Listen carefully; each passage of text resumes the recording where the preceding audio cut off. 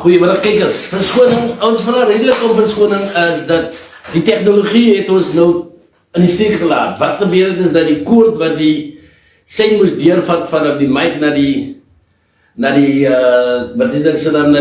camera toe, het 'n knak gekry en dis waar die daarin. So ek hoop ons vraag redelijk om verskoning. Kom ons begin weer Thijs. Kan u vir my sê man, in termen van wat het jy gemotiveer om by Invincibles betrokken te raak? Mr. Sylvester, ik is een geboren Vredendaler. Ik is geboren in Vredendal. Ik heb school gegaan in Vredendal. Was bij Vredendal Noord primair. Daarna voorschool Vredendal. En uiteindelijk matriculeer bij Vredendal secundair. Ik is een bodem van die dorp. En zoals je oor raak, begin je ook met jezelf begin wonderen, wat doen ik in mijn gemeenschap? Om een positieve bijdrage te kan doen tot die samenleving hier bij ons. Omdat ik een kind is van die dorp, weet ik natuurlijk dat er baie uitdagings gepaard gaan, samen met dit. So, wat, as ek nou myself, as ek er nie langs moet sit, daar sal een woord wees rugby. En dit is waarin ek jare ervaring gehad het. Ek het een diepte kennis oor sekere aspekte van die sport, en dit sou automatisch vir my wees om by rugby iewers betrokken te raak. Ek het wel meer club rugby gespeel by Excelsius in Klaver.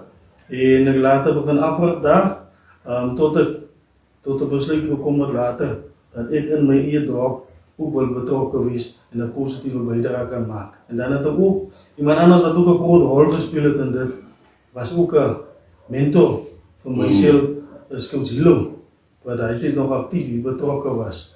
So, dit is maar een korte samenvatting van wat mijn redes was eigenlijk, hoe kom ik bij Invincibles betrokken geraakt. Breid het een beetje meer uit. Ja, wil ik net noemen. Yes.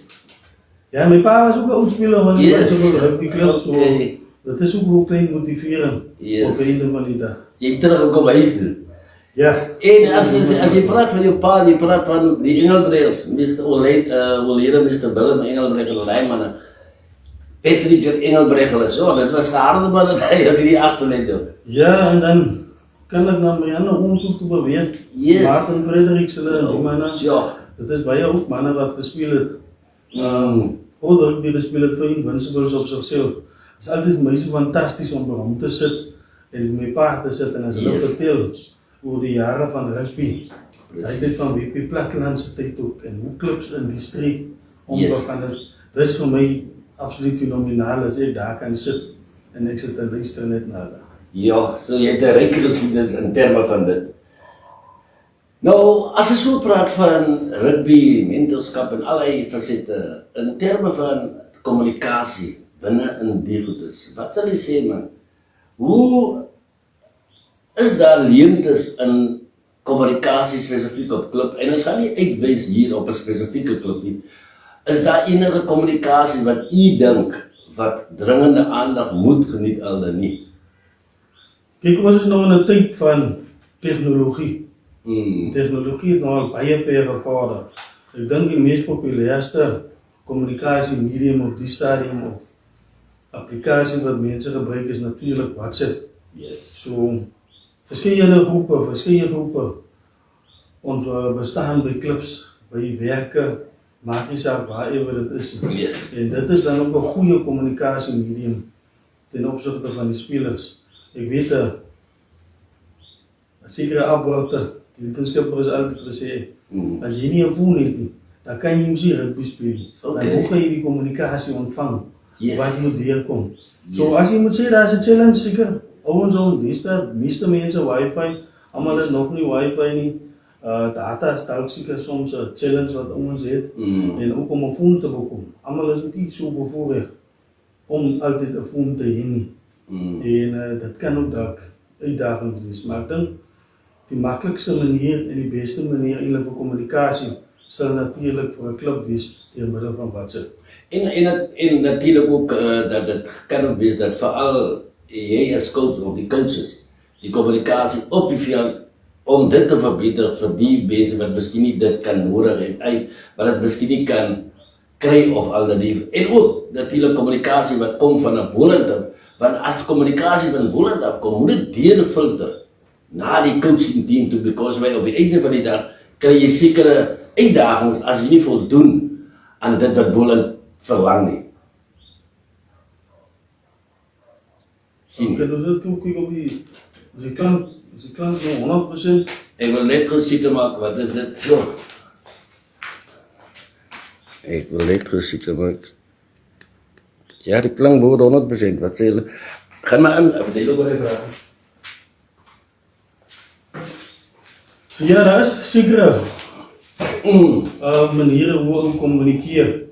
So, kommunikasie kom natuurlijk bij uw club de secretaris uit en daarna moet die communicatie aangestuurd worden naar die specifieke gedeelte van die club op wie dit van toepassing is. Het sê dit spelers is, het sê dit in verband met africhting of het sê dit nou is in opzichte van supporters of whatever die geval ook al mag wees. Dan in termen van, sou u sê, wat voorstelle het u vir, as daar enige konfliksituasies in clubverband of in enige sportkoere verband, wat is voorstelle of sal u gee ter verbetering van daardie behoefte? Ek sê, hoe moet vinnig optree, sal die eerste ding wees. Kry die onderskeie partye by mekaar, en ook in baie gevalle moet ook eintlik 'n tipe mediator hê. Iemand wat in die middel kan sit, want kommunikasie moet van beide kante af kan kom in 'n konfliksituasie. Dan ook beide partye moet op die einde van die dag bereid wees om iets prys te gee. Om op die einde van die dag in die middel mekaar te kan ontmoet. So ja, dis maar in kort, maar hoe jy kan konflik hanteer. Maar die belangrikste van konflik is kommunikasie. Hulle moet kan kommunikeer met mekaar en hulle moet kan sit met mekaar en sekere aspekte te kan bespreek. Dit sluit aan by leierskaprole ook. Want ek dink, of ek is van mening, sou jy nie jou leierskaprole vervul soos wat konstitusioneel van jou verlang word nie, dan is dit nie ook hoe konflik kan ontstaan al dan nie. Ja, so ek sal sê, as jy nou 'n organisasie kyk, dan moet jy onbesonder weet, wat is jou rol binne die organisasie? En dan daarvolgens vat jy mos nou maar dinge gewoonlik maar verder. Dit sal maar alwees dat ek op die stadium daar rondom. Okay. Dan ek wil vir jou vra man, ek weet vir 'n feit, jy het baie ondersteuners, spelers, jy het ondersteuning in die supporters, as ek die Engelse bewoording gebruik, mense wat opsien, en mense raak ons later gebonde, nou nie gebonde in 'n verkeerde gebonde, maar die samesyn en die al die goedes is daar. Wat 'n boodskap het jy vir hulle? So ja, die afgelope jare ontmoet jy baie mense. Yes. Jy werk met baie spelers, supporters en so aan. Goeie gesprekke wat gevoer word tussen hulle en so bou jy verhoudings. En oor die jare het ek nog baie goeie verhoudings gebou met mense. Ek het nou nie meer betrokke diep in die gemeenskap nie, maar ek wil met die supporters sê en ook dan met die spelers. Yes. Hulle moet 'n pad gestap tot waar hulle vandag is. Presies. En dit het nie oor nag gebeur dat sekere dinge nou so iets sien soos wat dit nou iets sien. Yes. Wat hulle moet maak is, hulle moet vashou aan hulle se visie. Presies. Hulle moet voortbou op dit wat daar gesit is vir hulle. En hulle moet 'n sukses maak van dit wat hulle het. En dan ook moet hulle mekaar ondersteun. Yes. Spelers moet mekaar ondersteun en ook die ondersteuners moet die spelers ondersteun. Het kan so maklik raak dat mense begin klippe gooi na mekaar en ook na mekaar vinger wys en so aan. Maar ons is op 'n einde van die dag daar om hande te vat, want op 'n einde van die dag wil ons almal dieselfde doel. Ons wil dieselfde positiewe dinge hê vir 'n spesifieke organisasie. Want dit is so belangrik dit wat jy nou noem en ek verwys na die reëls van Boland spesifiek op wedstrydag. Dit kan 'n gemeenskap breek, dit kan die span breek, dit het baie gevolge in die sin dat as daar insidente gebeur wat deur een toeskouer gedoen word of deur een speler, kan dit vir hom of jy kan dit die hele gemeenskap tot in sy glorie maak. Stem jy saam met my? Ik stem 100% samen. Was het last week? Was daar een voorval op Ibanese? Yes. Zal niet daar verder uitbrengen. Ik heb hulle akelige scenes gezien op Lammersbaai. Yes. En nou kyk jy na 'n wedstryd soos gister. Daar is so baie kaarte uitgekom Ja. in die wedstryd. So, dit is. Dinge kan baie lelik ontaard in so 'n Ja. situasie. So dit is belangrik dat sekere goed in plek gesit word op wedstryddag. En dat ook daai reëls in goed spesifiek navolg en dat jy presies weet waar is wie geplaas en as die situasie daar plaasvind. Natuurlik praat ons nou eintlik van jou plan wat jy iets stuur. Jy weet Jou veiligheidsplan. jou veiligheidsplan Yes. en daai tipe goed want dinge kan maklik ontaard. Ja, Baie kom ontaard en veral as ons op die veld vurig is teenoor mekaar. Precies. Die mense kan baie gou ook betrokke raak. So dit is 'n baie belangrike rol wat spelers het en wat ondersteuners op sigself ook het. Almal het 'n rol op 'n einde van die dag te speel om die klub se sukses te kan verseker. Ja, baie mooi gestel.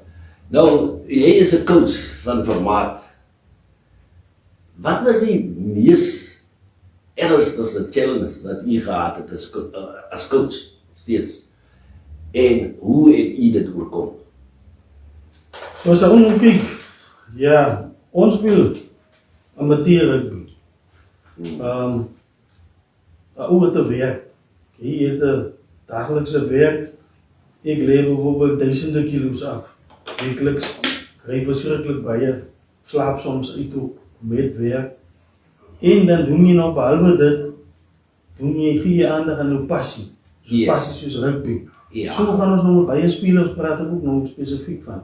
Ou kom by die huis, uit die werk uit, baan toe gaan, kom by die huis, kom slaap, môre werk toe, kom by die huis, oefening toe.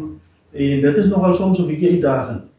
Dit is uitdagend, maar ook probeer ons nou maar jou tyd manage, soos hulle sê. So ek dink daai sal een ding wees wat ek voel wat 'n challenge is dalk in die aspek. Dan as ou nou kyk na mense se verwagtinge deesdae van klubs binne-in selfs net Noordweste in die Breë Boland. Yes. Ek weet nie of die ander iets so ernstig is hoe hulle Ja, hulle is ernstig. soos wat ons Boland rugby ligas is hier en mense verwag results.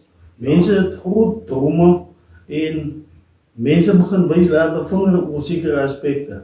Yes. So daai is ook 'n ding, maar ou moet mos maar weet, jy kyk die realiteit in die gesig. Jy sit vir jouself hoe goals, jy het 'n visie en 'n missie, waartoe jy moet beweeg op die einde van die dag en daarvolgens sal bepaal wat dan nou daarvan af verder gebeur. Dan is daar 'n ander ding wat ek die laaste enetjie wat ek dalk sal noem, challenges van 'n afrigter op sigself. Precies. Is dan ook om te kyk na die 4 bene van 'n organisasie. Jou ondersteuners wat ons nou van gepraat het, jou spelers, jou afrigters, as ook jou bestuur. Elkeen het 'n rol soos ons vroeër genoem het om te speel binne 'n klub. Maar die rolle moet duidelik wees vir elkeen om te kan weet wat se rol elkeen presies moet vertolk. En dan moet elkeen ook maar bly by sy rolle wat hy moet vertolk. Want indien dit nie gebeur nie, dan gaan daar striwelinge wees tussen die verskeie bene van 'n klub. Dis beheer en bestuur en dis kommunikasie en dis allerlei goedes wat saamvleg om dan 'n verenigde suksesverhaal vorentoe te laat gaan. So ons kan nie in die detail in dit, maar dit is nogal. Geef my net so 'n terugblik man in terme van as coach, jy sien dit is so dat die liga het begin, maar voor dit was dit vriendskaplike wedstryde. Baie ondersteuners verwag, soos jy net genoem het van coaches, jy is die coach, daai ding as hy span nie wen nie, die wenmotief of die hoe julle die manne opstuur. Ons praat van hier van bomsquad en daai tipe goeders. So laat die breë jan publiek kan verstaan is dat jou siening en jou hoe jy dit sien as supporter, hoe die sit vir die op, sit vir daai op. Gee net so 'n relaas man. Is dit baie moeilik vir julle om die kritiek te kry, maar ook om by julle plan te hou? Kyk, Mr. Sylvester, as jy nou elke week is verskillend. Elke wedstrijd is verschillend. So, jy moet baie keer kyk na wie is jou oppositie. Precies. Waar is jou oppositie se sterkpunte? Wat is ek kan nie sê swakpunte nie, maar wat is hulle challenges van hulle se kant af? So, dit bepaal hoe jy dink om 'n wedstryd te benader die naweek. So kom ons maak 'n voorbeeld. As jy nou 'n groot dek begin speel, 'n groot dek speel, dan sal jy probeer kyk om ook soveel as moontlik voorspelers deel van jou 23 span te kry. En mense moet ook begin verstaan. Hier, rugby gaan nie meer op 15 man. Het gaan op 23 spelers. Yes. En jy moet jou volle 23 spelers, moet elkeen het sy rol binne in die span. En mense het in die verlede was jy reserve. Ou het net opgekom wanneer is iemand seer gekry. Ja. Maar deesdae gebruik jy dit strategies. Jy moet. En jy moet aanpas. En nou is 'n afrigter ook. Jy moet aanpas by wat se nuwe trends is daar in wêreld rugby. Ja. Jy moet kyk na internasionale rugby. Wat doen die tipe afrigters daarso? Wat 'n strategie gebruik hulle? En daarvolgens bepaal jy ook op 'n einde van die dag wat 'n strategie kan by jou werk. Wat 'n strategie pas by jou patroon in wat jy probeer afdwing op 'n ander span. So daar is eintlik klomp dinge wat 'n rol speel in 'n samestelling van 'n span. Saterdag op wedstryddag op sigself ook. Yes. Die toeskouers weet dit nie noodwendig nie. Maar afrigters sal weet 'n spesifieke speler is nie lekker nie. Of die moet 'n klein nigel of wat Yes. So jy het al klaar dan in jou agterkop 'n gedagte as daai persoon dan 20 minute haal of wat so ewe. Yes. Wie sal die volgende ou wees om in sy plan te gaan? So jy dink ook al voor. Maar daar gebeur ook kaarte, Precies. klomp ander dinge wat binne 'n wedstryd Yes. iewers skielik gebeur en dan moet jy kan adapt tot dit.